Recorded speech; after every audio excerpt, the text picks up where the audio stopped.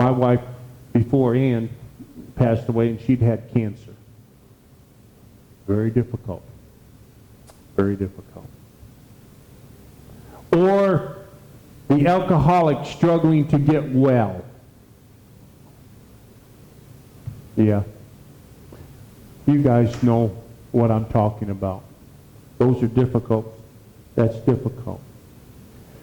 Balance the family budget. Ann and I are always trying to balance the family budget. You guys probably know that as well. Even guys that are single still have to balance the checkbook or balance the app on their phone or whatever. Work full time. Although our sound and video technician, Homer Hotchensplotch, he's going to be retiring pretty soon.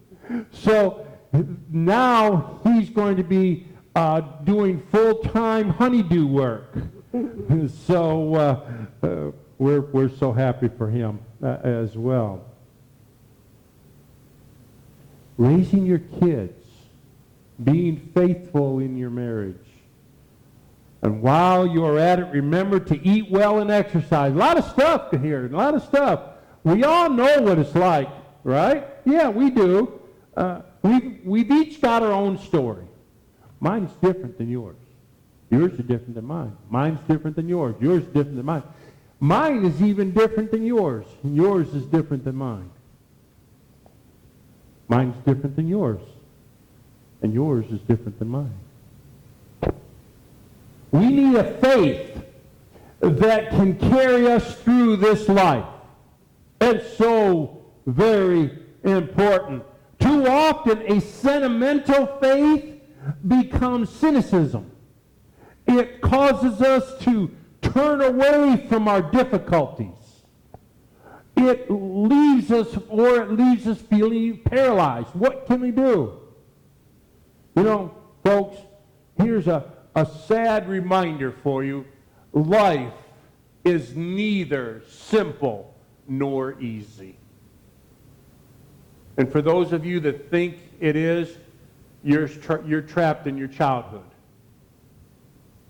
So why should we settle for a faith that is simple and easy?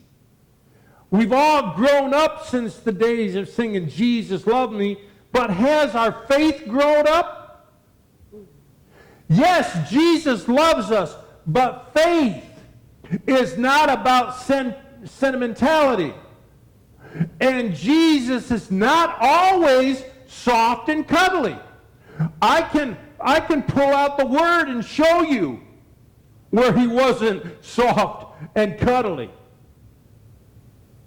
Just ask the Canaanite lady in today's, the women, in today's gospel. The woman, she will tell you all about it. Guess what? She wasn't one of the chosen people.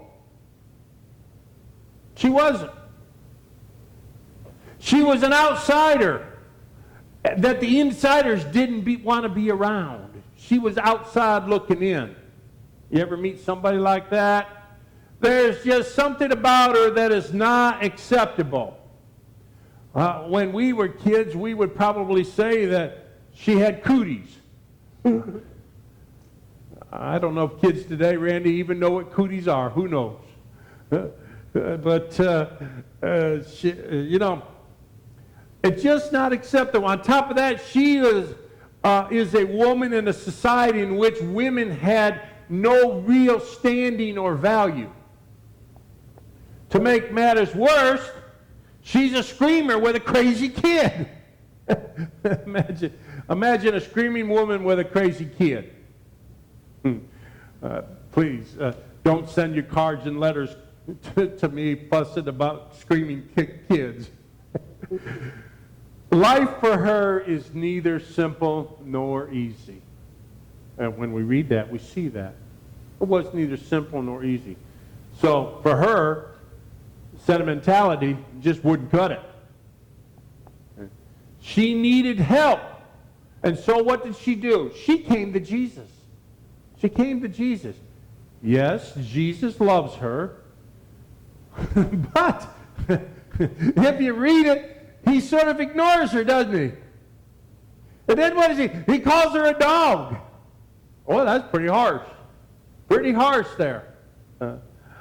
So what do we do? What do we do with that? What do we do with that? Many have tried to explain it away. They offer excuses to justify Jesus' behavior. We need excuses to justify his behavior? Well, they do, but none of them are really convincing. Well, maybe Jesus was tired and having a bad day. Or he was teaching his disciples something. Really? Really? As my wife says, really? At the expense of this woman and her daughter? Or others say that Jesus was testing her faith, as if her life was not enough of a test. Maybe Jesus didn't understand the full extent of his mission and ministry. I suspect that all of the many excuses only highlight how embarrassed we are from this text. We don't know. We don't know. But regardless of why Jesus did what he did, many of us don't like it. Many of us don't like it. Why? It makes us uncomfortable, doesn't it? To hear Jesus talk that way or just kind of ignore. Makes us very uncomfortable. You know, that's not the Jesus we want. But that's the Jesus we get in today's gospel lesson. And sometimes that's the Jesus we get in life. People will say, they will go up and they will say, well, I've talked to him and I'm getting no answer. I'm talking to him and I'm getting no answer. Have you ever met somebody like that? Mm-hmm. Talking to him and I'm getting no answer. I got a friend that, she said this to me. She says, I keep talking to him and I'm getting no answer. Look at what we got here. This lady, this woman was talking to Jesus, and was he answering her? No, he wasn't answering her. You know, we come before God and we offer all that we are and all that we have. We speak our words. We express our feelings. We make known our needs, and guess what? Nothing happens. Nothing happens. We wait. We listen. God is silent. It's like talking to the walls of our room. You know? Or something my mother said, sometimes talking to you is like talking to a brick wall, she told me. Got nothing back. Oh my. If you've ever felt that way, then you know that this Canaanite woman, you know this Canaanite woman. Have mercy on me, Lord, Son of David. My daughter is tormented by a demon. But he didn't answer her at all. Didn't say a word. Instead, he talked about her to the disciples, like third party.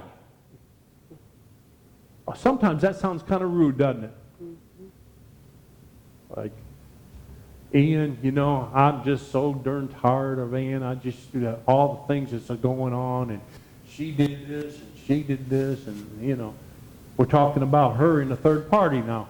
You know, I'm fixing to get thumped when I get done with this service because my wife is going to thump me. So y'all pray for me, please. So anyway, she heard every word that he spoke to the disciples. It wasn't like she was the you know, not in the room at all. I was sent only to the lost sheep of the house of Israel, Jesus tells them.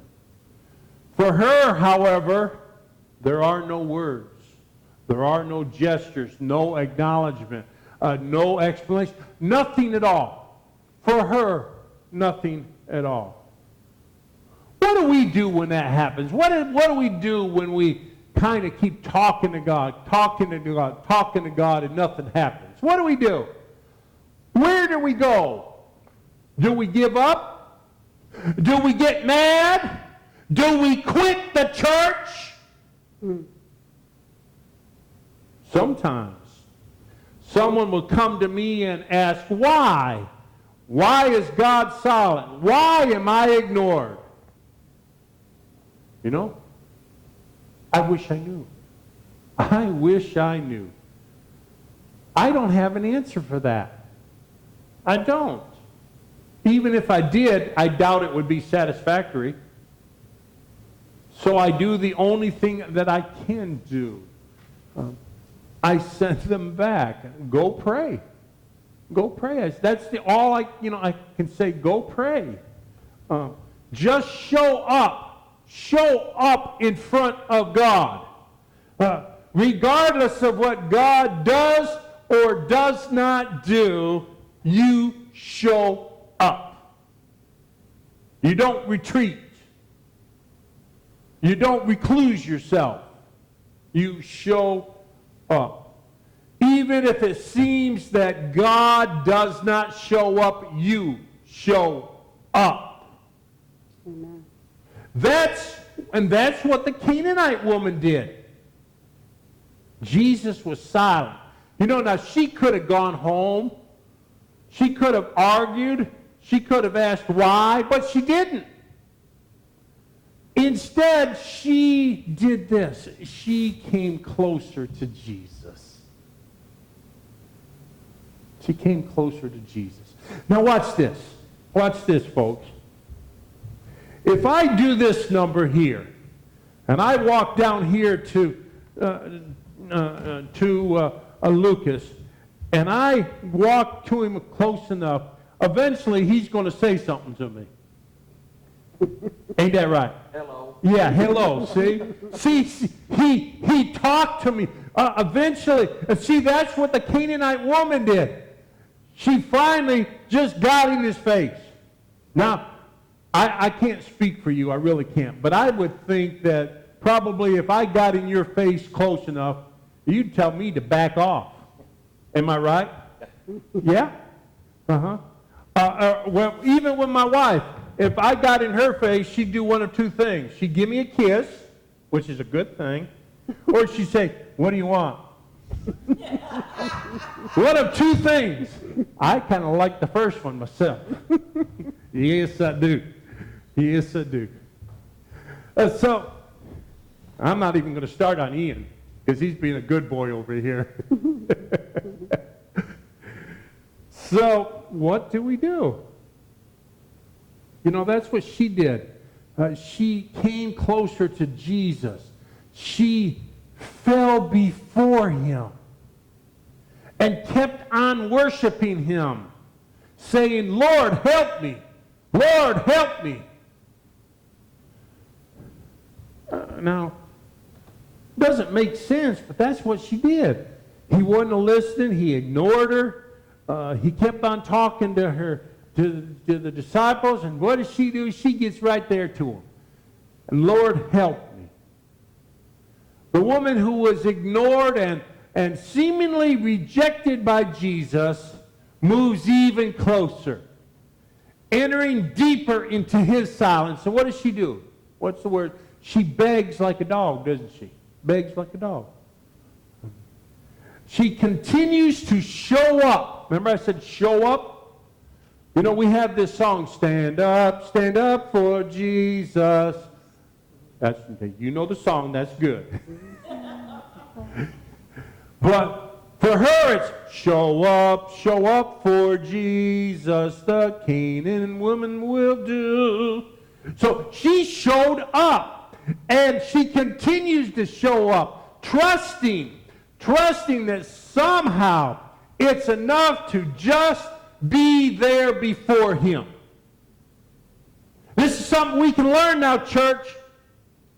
Trusting that it is somehow enough to just be there before him. because at some point, I remember when I walked down there and I told Lucas, if I got in your face, do you think you would act? And he'd say something, even if it was hello, you know. He acted because I got in his face. Well, the Canaanite woman didn't literally get in his face, but she got into his space, didn't she? She got into his space. At some point, he had to act. She doesn't know what he would do or when he would do it.